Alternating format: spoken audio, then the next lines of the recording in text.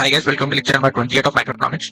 और आज के इस लेक्चर के अंदर हम जो एग्रीगेट कंजप्शन थ्योरीज को पढ़ रहे थे उसी को टॉपिक को आगे कंटिन्यू करेंगे। और हमारी लिस्ट ऑफ थ्योरीज के अंदर जो तीसरी थ्योरी थी जिसका नाम है फ्रीडमैन थ्योरी ऑफ कंजम्पशन, या जिसको हम परमानेंट इनकम हाइपोथेसिस में बोलते हैं, आज हम उसको कवर करेंगे। मेरा नाम है सी अंकित है और इस वीडियो लेक्चर के अंदर हम माइक्रोइकोनॉमिक्स के टॉपिक को कवर करते हैं। चलिए आज का टॉपिक स्टार्ट करते हैं। तो देखिए, सबसे पहले जब हमने थ्योरी नंबर 1 और थ्योरी नंबर 2 पढ़ी थी, पहली थ्योरी कीनेजियन की थ्योरी थी और जो दूसरी थ्योरी थी वो रिलेटिव इनकम हाइपोथेसिस था जो ड्यूसेनबरी ने दिया था। अब ये जो थ्योरी हमने पढ़ी थी तो उसके अंदर हमने एक एक्चुअल इनकम के बेस के ऊपर जो थ्योरी बेस्ड है वो पढ़ी थी। एक्चुअल इनकम की थ्योरी किसकी थी? कीनेजियन की। और फिर हमने पढ़ी थी रिलेटिव इनकम। रिलेटिव इनकम की थ्योरी किसकी थी? वो दी थी हमारी ड्यूसेनबरी ने। हालांकि ये दोनों थ्योरी एक्चुअल और रिलेटिव इनकम के ऊपर बेस्ड है, लेकिन ये एक्चुअल और रिलेटिव इनकम अपने अंदर में किस चीज को रिप्रेजेंट करता था? करंट इनकम को।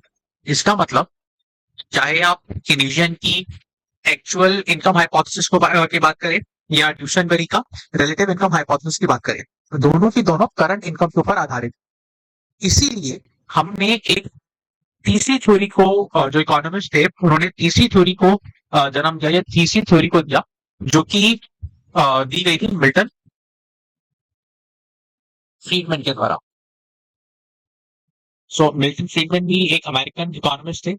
इन्होंने एक थ्योरी दी जो थ्योरी बेस्ड थी हमारी परमानेंट इनकम के ऊपर। अब यहां से आपको पता लग जाएगा कि ये थ्योरी हमारी एक्चुअल थ्योरी और रिलेटिव थ्योरी से किस चीज पे बेस्ड, किस चीज से डिफर करती है? एब्सोल्यूट और रिलेटिव थ्योरी बात करती थी करंट इनकम। अब करंट इनकम अगर एब्सोल्यूट मानी जाती है तो वो कीनेजियन थ्योरी के अंदर आ गई।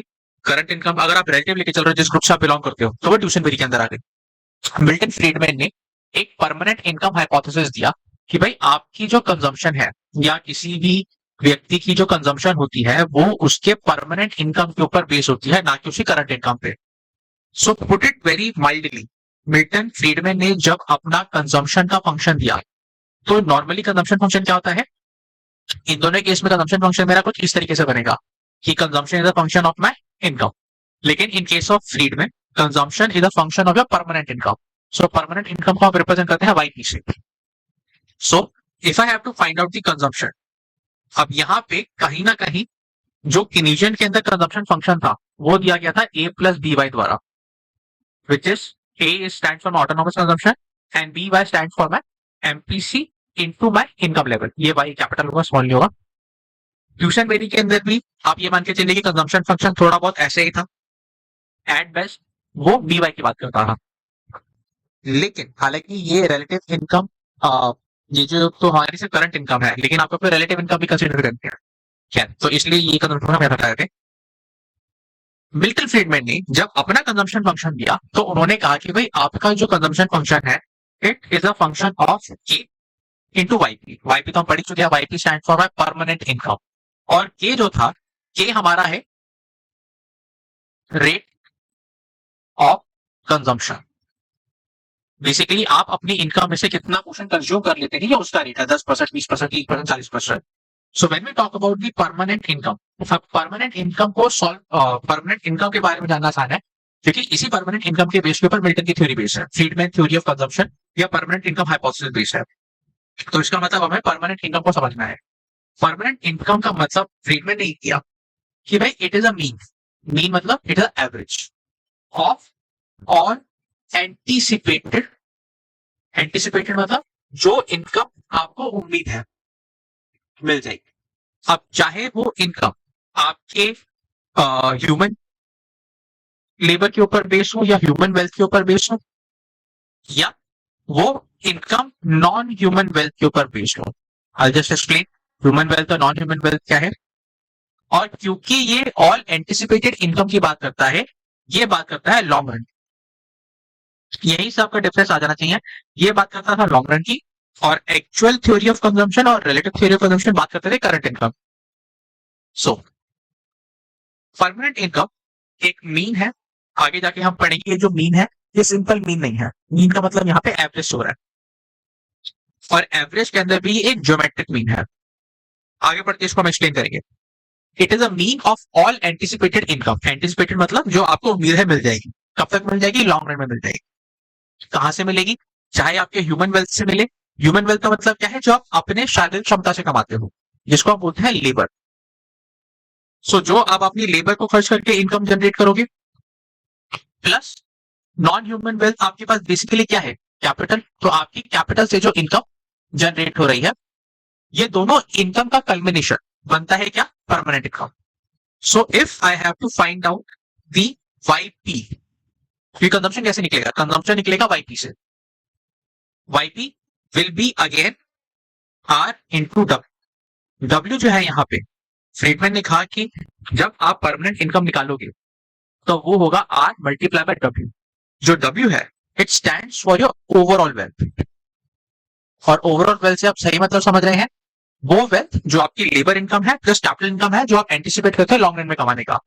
और ये जो आर है, ये है आपका रेट ऑफ रिटर्न, कि आपको इस वेल्थ के ऊपर कितना रिटर्न एंटिसिपेटेड है, वो आपकी इनकम बन जाएगी।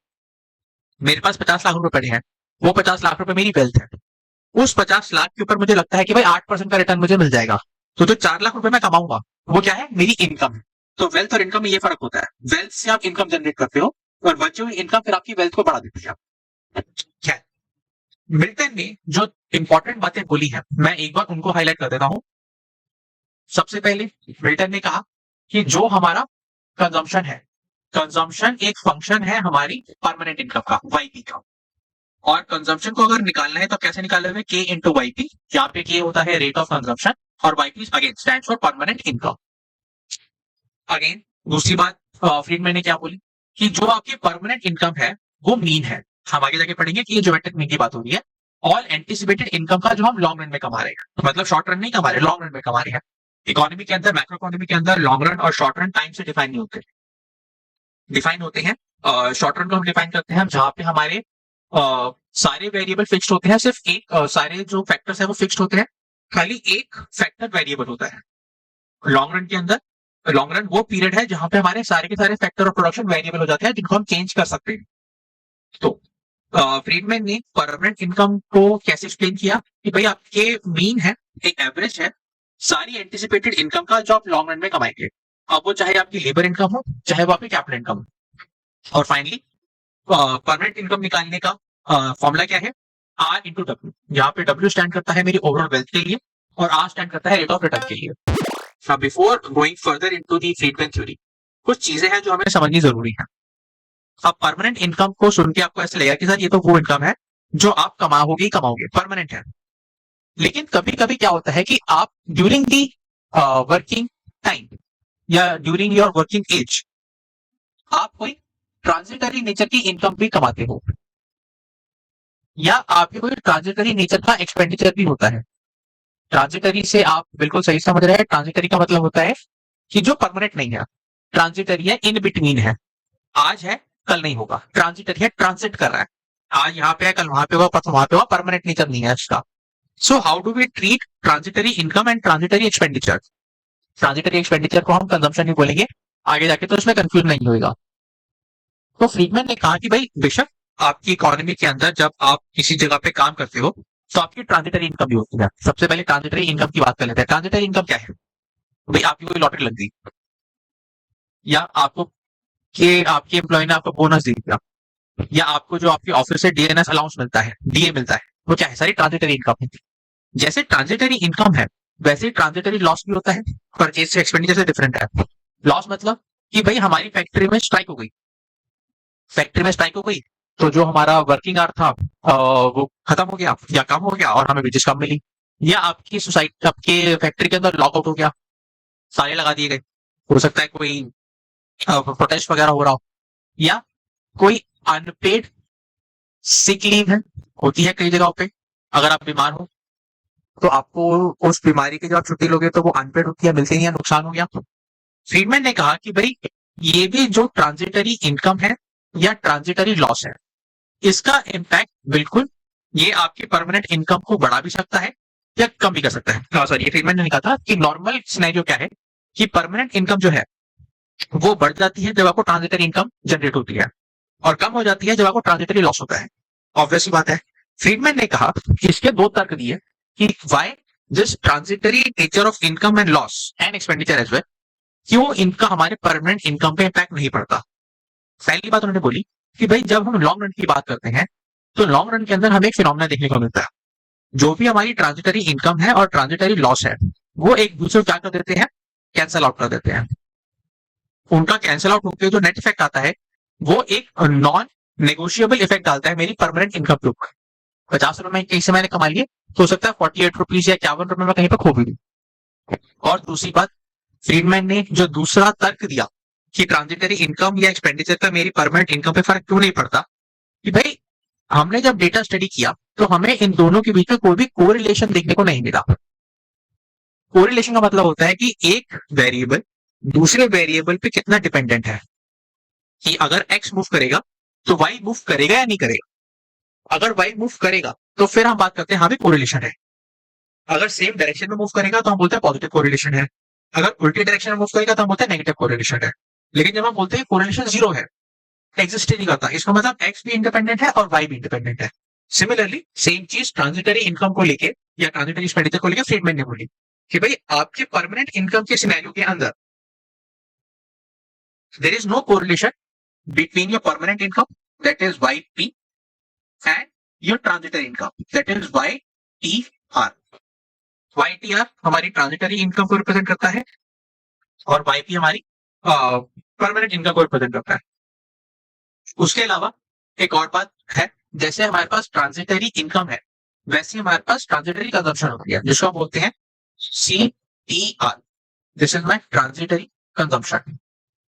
नाउ मोटा मोटा इसका भी यही बात है कि ट्रांजिटरी कंजम्पशन का भी हमारे इनकम के ऊपर कोई भी इंपैक्ट नहीं है, कि ये भी there is no relation between the income and transitory purchase या ट्रांजिटरी कंजम्पशन। सेम लॉजिक उन्होंने इस चीज के लिए भी दिया। So keeping this three things in mind, let's move further. अपनी थ्योरी को और कंसोलिडेट करने के लिए फ्रीडमैन ने परमानेंट इनकम हाइपोथेसिस के लिए 4 प्रोपोजिशन किए। तो जो नेक्स्ट स्टेप हमारा वो है basic proposition of your permanent income theory. सबसे पहले तो जो ऑलरेडी हम कवर कर चुके हैं, आपकी जो कंजम्पशन है, CP stands for permanent consumption, वो क्या है, एक फंक्शन है के इनटू वाईपी का। ये ऑलरेडी हम पहले कवर कर चुके हैं that my permanent consumption is dependent upon my K that is my rate of consumption 10%, 20%, 30% multiply by permanent income. जो दूसरी बात ये बोली कि जो हमारा मेजर्ड इनकम है, मेजर्ड इनकम हम बोल सकते हैं टोटल इनकम जो है, वो बनती है हमारी परमानेंट इनकम से प्लस कोई हमारी अगर ट्रांजिटरी इनकम है उससे। So Y M is my measured income. Measured income हमारी बनती है permanent income plus transitory income से। Just like my measured income we have a measured consumption, वो भी बनती है हमारी permanent consumption plus transitory consumption से। So CM is equal to CP plus CTR. CTR and YTR है transitory income and transitory consumption, जो कि हो रही है, इससे कोई प्लान नहीं करता, ट्रांजिटरी नहीं रहती है, आज है कल कुछ पता नहीं हो गया नहीं हो। चौथी चीज जो है जो कि बेसिकली कोरिलेशन की बात करता है, सबसे पहला कोरिलेशन ये बताएगा कि आपकी ट्रांजिटरी इनकम का और परमानेंट इनकम का कोई कोरिलेशन नहीं है, जीरो है। दूसरा कोरिलेशन बात की गई है जो आपकी ट्रांजिटरी कंजम्पशन है और जो हमारा परमानेंट कंजम्पशन है, इनका भी कोई कोरिलेशन नहीं है। और फाइनली ट्रांजिटरी इनकम का और ट्रांजिटरी कंजम्पशन का भी कोई कोरिलेशन नहीं है।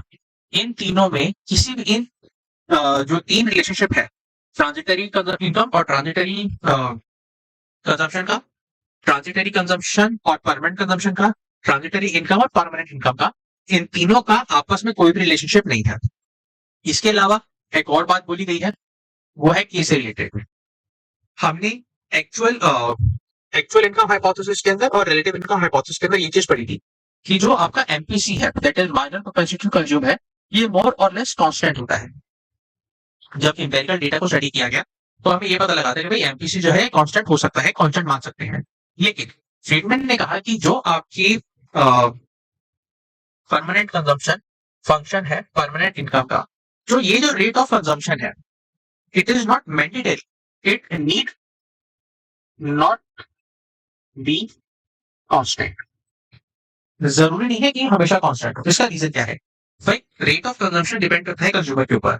और कंज्यूमर की डेमोग्राफी क्या है, कंज्यूमर की एथनिसिटी क्या है, कंज्यूमर का इनकम लेवल क्या है, कंज्यूमर किस ज्योग्राफी में रह रहा है, मार्केट में इंटरेस्ट रेट क्या है। There are lot of factor जो कि उसे कंजम्पशन के परसेंटेज को इम्पैक्ट करेंगे। जैसे हम बात करते हैं ट्रांजिटरी कंजम्पशन की। अब ट्रांजिटरी कंजम्पशन के अंदर क्या हो सकता है कि सर जो कंज्यूमर है उसको लगता है कि फ्यूचर में रेट बढ़ने वाला है किसी चीज का, तो वो हड़बड़ाहट में आके कोई सामान खरीद लेगा। क्या उसने वो सामान प्लान किया था? नहीं। लेकिन उसको लगा कि यार फ्यूचर में ये चीज की किल्लत होने वाली है। या अगर कोई कंज्यूमर है जो बहुत टाइम से गाड़ी लेने के लिए सोच रहा है और उसको ऐसा लगता है कि नहीं यार अभी जो रेट ऑफ इंटरेस्ट है बहुत हाई है, फ्यूचर में इंटरेस्ट रेट सस्ता हो जाएगा तो लोन सस्ता पड़ेगा, तो फिर अपने गाड़ी के परचेज करने का डिसीजन फ्यूचर पर टाल देगा। तो ये कंजम्पशन पैटर्न है, ये जो के है रेट ऑफ कंजम्पशन है, जरूरी नहीं है कि कांस्टेंट हो, इसीलिए हम इसे कांस्टेंट नहीं मानेंगे। फ्रीडमैन की थ्योरी के अंदर अब इतना तो आपको क्लियर हो गया होगा कि इनकी जो परमानेंट इनकम हाइपोथेसिस है उसका जो मेन किरदार है वो परमानेंट इनकम का है। तो नेक्स्ट स्टेप जो है हमारी आज की वीडियो का वो है कि भाई फ्रीडमैन ने परमानेंट इनकम को निकालने के लिए क्या क्या तरीके बताए हैं।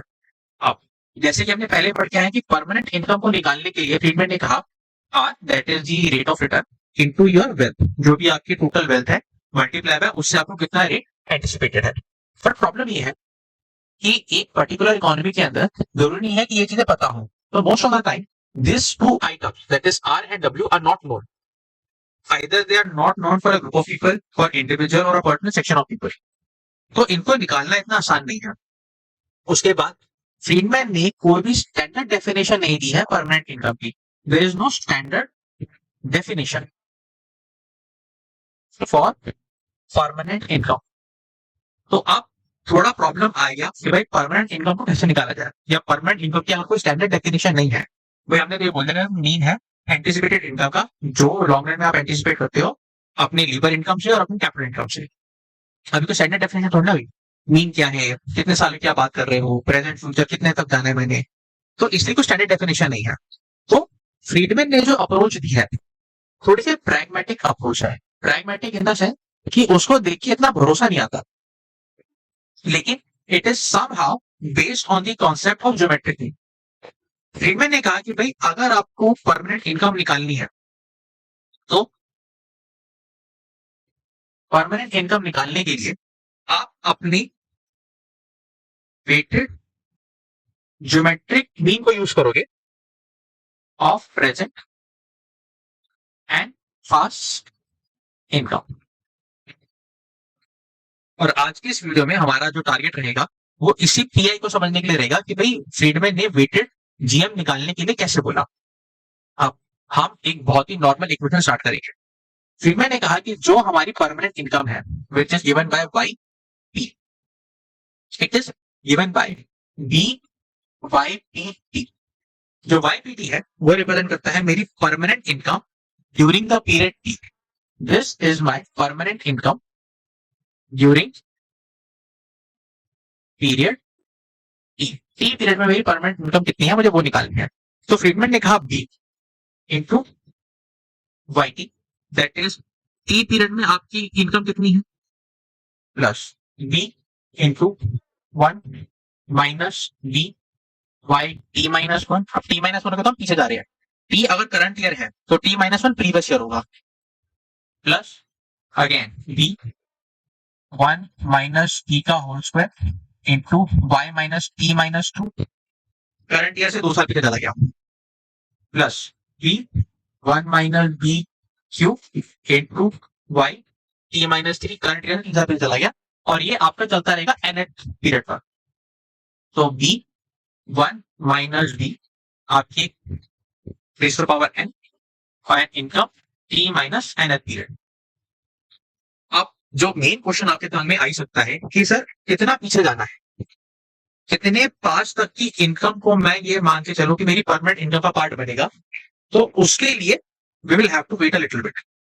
नाउ जब फ्रीडमैन ने ये फॉर्मूला दिया तो उन्होंने कहा कि भाई आपको वेटेड जीएम लगाना है। ये जो वेटेड जीएम है अभी आपको जाके पता रहेगा कि ये साल दर साल रिड्यूस हो रहा है। तो वाईपीटी तो हमने लिख लिया, it is my permanent income during period. B क्या है, बी को आप ध्यान से सुनेगा, it is rate of, obviously ये एक वेटेड रेट है, लेकिन ये जो वेट है हम आके जब न्यूमेरिकल इसको सॉल्व करेंगे तो ये एक declining weighted for the annual measured income in the past। Friedman ने कहा कि भाई ये जो फॉर्मूला है इसके अंदर जो बी है वो रिप्रेजेंट करता है एक डिक्लाइनिंग वेट। मतलब अब हम जो सॉल्व करेंगे तो जब हम B minus one, B into one minus B का whole square, B into one minus B का whole cube into B into one minus B raised to power है, जब इन वेट को हम सॉल्व करेंगे तो इसमें एक डिक्लाइनिंग ट्रेंड देखने को मिलेगा। अब जब भी हम किसी एवरेज के अंदर वेट लगाते हैं तो उसका पर्पस क्या होता है? उसका पर्पस ये होता है कि हमने आज की जो इनकम है उसको ज्यादा रेलेवेंस देनी है। जो मैं पास्ट में इनकम कमा रहा हूं उसको कम रेलेवेंस देनी है, और जैसे जैसे मैं पास्ट में जाता रहूंगा उस पास्ट वाली इनकम को मिलने वाली रेलेवेंस भी कम होती रहेगी। इसलिए हम उनको वेट असाइन करते समय वेट को डिक्लाइनिंग ट्रेंड दे देते हैं कि भाई ठीक है, जितना आप पास्ट में जाओगे, अगर आप आज से 2 साल पुरानी इनकम लोगे तो उसका वेट कम होगा, 3 साल पुरानी इनकम लोगे तो उसका वेट और भी कम होगा, 4 साल पुरानी इनकम लोगे तो उसकी रेलेवेंस और भी कम हो जाएगी, उसका वेटेज और भी कम हो जाएगा। तो इसीलिए फ्रीडमैन ने इस पर्टिकुलर इनकम को, वाई टी क्या है करंट ईयर की इनकम, टी माइनस वन क्या है प्रीवियस ईयर की इनकम, टी माइनस टू क्या है प्रीवियस टू प्रीवियस ईयर की इनकम, टी माइनस थ्री क्या है 3 साल पुरानी इनकम। तो Y T minus one, Y T minus two, Y T minus three, ये तो समझ में आएंगे सर, ये तो प्रीवियस साल की आप इनकम ले रहे हो। और उनका समेशन क्या है? उनका समेशन मेरा करंट इनकम, परमानेंट इनकम है। ये वेटेज का प्रॉब्लम। फ्रीडमैन ने कहा कि भाई वेटेज देने का पर्पस ये है कि उस पर्टिकुलर इनकम का रेलेवेंस मेरी परमानेंट इनकम में उतना दे देगा जितना उस साल था, कम हो जाएगा, और जितनी पुरानी इनकम है उतना कम रेलेवेंस है। तो इसलिए डिक्लाइनिंग वेटेज का ट्रेंड दिया गया, जो मैं अपने मेजर्ड इनकम के ऊपर लगाता हूं पास्ट। छोटा एग्जांपल से बात करते हैं। मान लीजिए आपका जो बी है वो 0.3 है, जो वेटेज है 0.3 है। तो जब अगर आप इसको सॉल्व करेंगे तो ये आएगा 0.3 Y T plus, now when you solve B into one minus B, आपका वेट निकल आएगा 0.22 वाई टी माइनस वन। मतलब अगर इस साल की इनकम को, करंट इनकम को मैंने वेटेज दिया 0.33 का, तो प्रीवियस ईयर की इनकम को वेट सिर्फ कितना मिलेगा 0.22 का। एक और साल कितने हैं 0.148 आएगा हमारी 2 साल पुरानी इनकम का, इसका वेट और भी कम हो गया, एंड सो ऑन। और जब मैं अपने पास्ट की सारी इनकम को ऐड कर दूंगा तो मेरे पास परमानेंट इनकम आ जाएगी, और उस परमानेंट इनकम के ऊपर से मैं अपनी कंजम्पशन को निकाल सकता हूं। लेकिन अब दूसरी प्रॉब्लम यहाँ पे ये आ गई कि चलो ठीक है, आपने परमानेंट इनकम निकालते हो कि आप पास्ट इनकम के अंदर जाके उनको एक वेट असाइन करते हो और करंट ईयर के अंदर ऐड करके परमानेंट इनकम निकाल देते हो। प्रॉब्लम ये आई कि भाई how many past year income are to be considered. और ये बहुत ही वैलिड क्वेश्चन है कि भाई जब आप पास्ट में जाने की बात कर रहे हो तो कितना पास्ट में जाना है? फ्रीडमैन ने ऐसा कोई आंसर नहीं दिया, ठीक है। So there is no standard years. लेकिन फ्रीडमैन के वर्क को अगर हम स्टडी करें तो उन्होंने आई गेस 16 या 17 ईयर्स के आसपास की इनकम ली, 16-17 साल की उन्होंने इनकम ली थी। तो हमने कहा कि चलो ठीक है, अगर आप 15 साल की इनकम का भी ट्रेंड ले लेते हो तो 15 साल में क्या होता है, जो भी आपका वेटेज है, ठीक है, जो भी आपका जो बी की वैल्यू होती है 15 साल में आप कितनी वैल्यू लोगे, वो रिड्यूस टू जीरो हो जाएगी। ये तो एक बार भाई जीरो तक आ गए तो उसके बाद आप कितने साल की भी इनकम ले लो उसका तो रेलेवेंसी खत्म हो गया ना, जीरो से मल्टीप्लाई करो तो जीरो ही आएगा।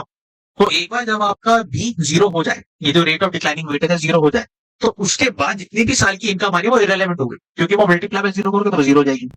तो 15 साल की एक ऐसी फिगर है जहां पे जो आपका बी है वो नियर अबाउट जीरो हो जाता है। मतलब इतना हो जाता है कि वो उस पर्टिकुलर साल के बाद वाले जितने भी साल हैं उन सारे सालों की इनकम को क्या कर देता है, नेग्लिजिबल कर देता है, इरेलेवेंट कर देता है। लेकिन दूसरी प्रॉब्लम क्या आई, भाई लोगों ने कहा यार ये चीज तो बड़ी कॉम्प्लिकेटेड है।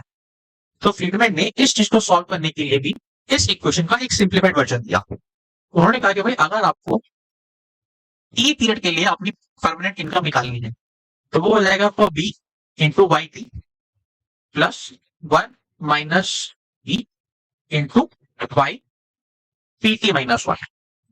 पीटी माइनस वन क्या है, पिछले साल की permanent income plus current year की current income into my weightage.